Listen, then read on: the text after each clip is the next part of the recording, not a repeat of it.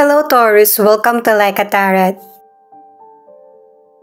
Alamin natin ang situation mo, ang situation ng person mo, ang relationship, at sa huli kukuha ko ng additional cards. Dahil sa connected ka sa person mo, may posibilidad na magkabaliktad yung sitwasyon. Ikaw na lang bahalang tumukoy. Angels and guides, please guide us. Ano ang reading para sa mga Taurus? Resistance. Ang ibig sabihin nito ay hindi mo kailangan ipakita na perfect ka or yung buhay mo. Ipakita mo yung naaayon at saka yung totoong ikaw. Mukha kasi ang ilan sa inyo ay natatakot sa pagkakamali. Para sa mga bagong viewers, ang reading na ito ay timeless reading, general reading at guide po lamang. Hindi po magre-resonate sa lahat kaya kunin mo lang yung akma sa sitwasyon mo. At kung kailan mo napanood ang reading na ito, yun ang start ng 1 week reading para sa'yo. Ikaw na bahala magpalit kung si person mo ito o ikaw.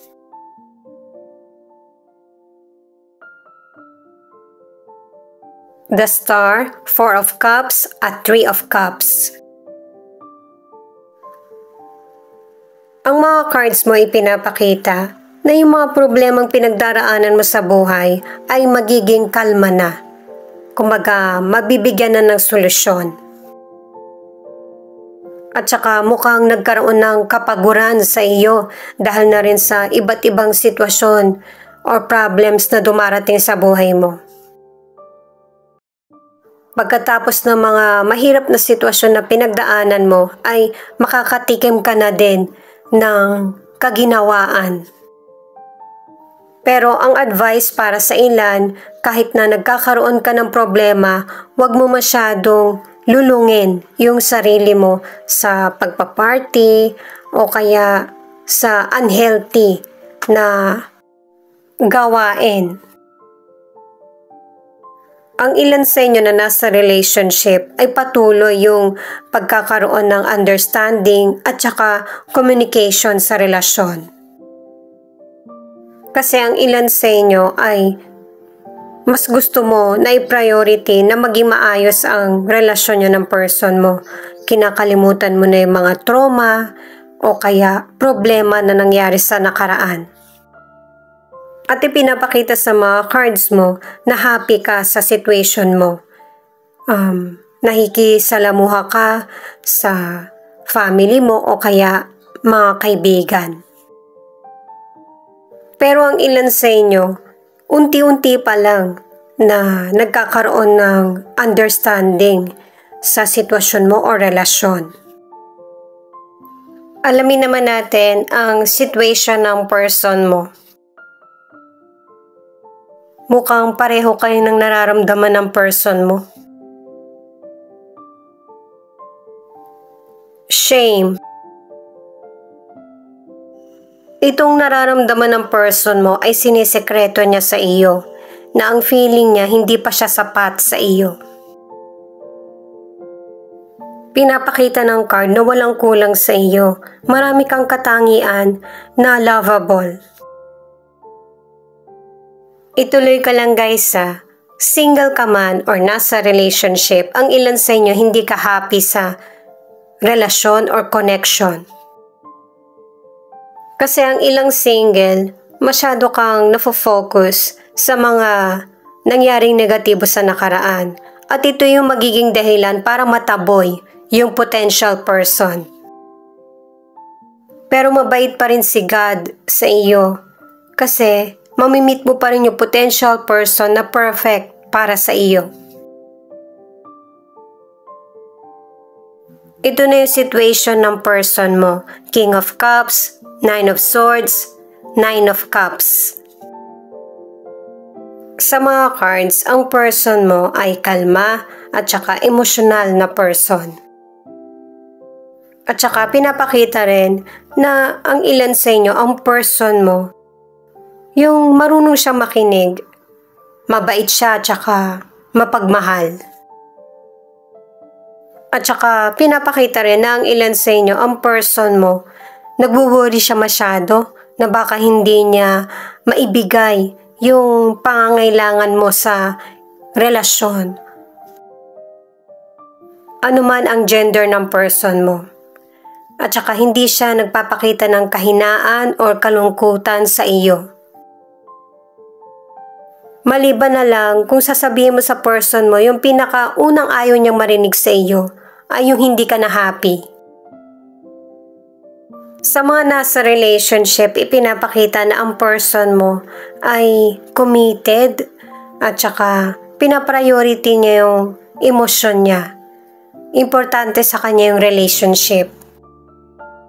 At kapag nag-isip yung person mo patungkol sa situation nyo, malalim siya mag-isip kasi ang gusto niya yung makakabuti para sa lahat.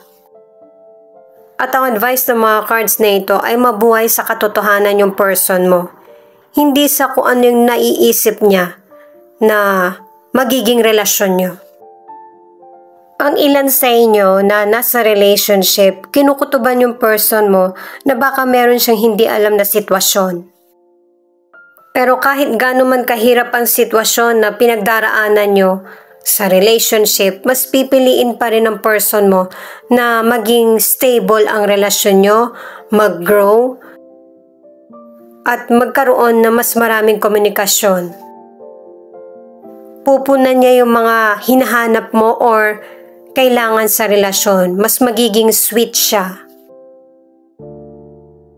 Sa mga single, may potential person kang makikilala na mature at saka mabilis mong hulog yung loob mo sa kanya.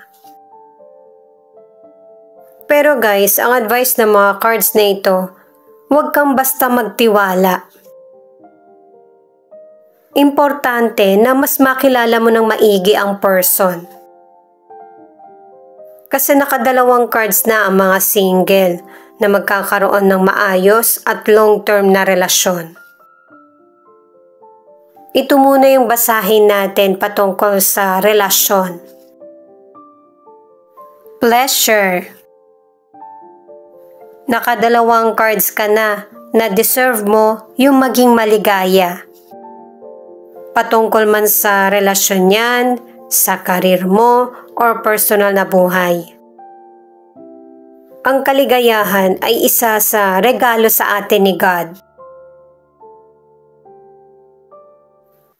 Napansin ko lang sa cards ng person mo, isa sa inyo yung nakukulangan sa physical contact or hindi kasi ito nangyayari. Yun yung nagpapatibay sa koneksyon, tiwala at init ng relationship. At saka napansin ko rin na ang ilan sa inyo, sensitive yung person mo. Knight of Wands, the Magician in reverse, at the Strength. Ang ilan sa inyo may bagong karir ka na sisimulan. Ang ilan sa inyo ang karir mo maraming movement. Hindi ka lang yung nakaupo or nakaharap sa computer.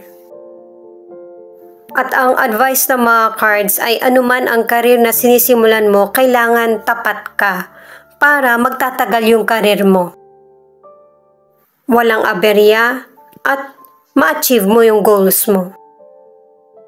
Maging determinado at saka magtiwala ka sa sarili mo kasi malaki yung potential mo na maging maunlad. Sa financial, ang advice ng mga cards ay maging wise sa paggamit nito. Huwag basta mag-invest, kailangan mag-save ka ng money. Ang ilan sa health ay good health. Pero ang ilan naman, kung masyado ka nang busy, pero may nararamdaman ka sa katawan mo, kailangan wag mo tong ipagpaliban. Magpatingin agad. Or agapan. Ang ilang single, may potential person ka makikilala pero nakadalawang cards ka na alamin mo kung ano yung totoong intensyon niya. Ang ilang single, maybe sinasabi mo o kaya pinapakita mo na hindi ka interesado na sa love life. Kaya tuloy yung potential person ay nawawalan din ng pag-asa. Nakadalawang cards ka na kasi na may potential person na makikilala ka na magkukumit sa iyo. Ang ilan sa inyo na nasa relationship, kahit na nagkakaroon ng pagtatalo sa relasyon, ay kalma nyo itong sinusolusyonan. At di ba nabanggit ko nga na kulang ang ilan sa inyo sa physical contact? Nakadalawang cards ka na isa sa inyo ng person mo yung nahihiyang sabihin ito or gawin. Matatag ang ilan sa inyo na nasa relationship, kaya huwag mong hayaan na ito yung maging problema, yung kakulangan sa physical contact. Gawin mo na kesa iba naman yung gumawa. Itong additional card na 5 of Pentacles in reverse. Swerte na ito guys, kasi kung noon nahihirapan ka sa financial mo, ito na yung bawi sa iyo ng universe na merong good fortune, may progress at pagbabago sa career at financial. Itong Page of Pentacles in reverse, binibigyan ka ng payo na huwag pabugso-bugso ng damdamin or desisyon. Kailangan maging pasensyoso. Kailangan prepare ka sa mga decisions mo para wala kang pagsisihan. Itong The Lovers, para sa mga single ay sign na ito na bigyan mo naman ng pansin yung love life mo. At para naman sa mga nasa relationship, mas lalong magiging affectionate o kaya intense yung relasyon nyo ng person mo. At saka ipinapakita rin sa mga cards na ang ilan sa inyo hindi mo inaakala na yung taong matagal mo nang kausap, naging kaibigan mo pa, siya pala yung makakatuluyan mo. At magiging happy yung koneksyon at saka relasyon nyo. Marami nga po palang salamat sa mga nag-like, share, comment, and subscribe. At pati na rin po sa mga nakikinig at nanonood. San man panig kayo ng mundo, ingat po kayo palagi. Ito naman ang angel number mo.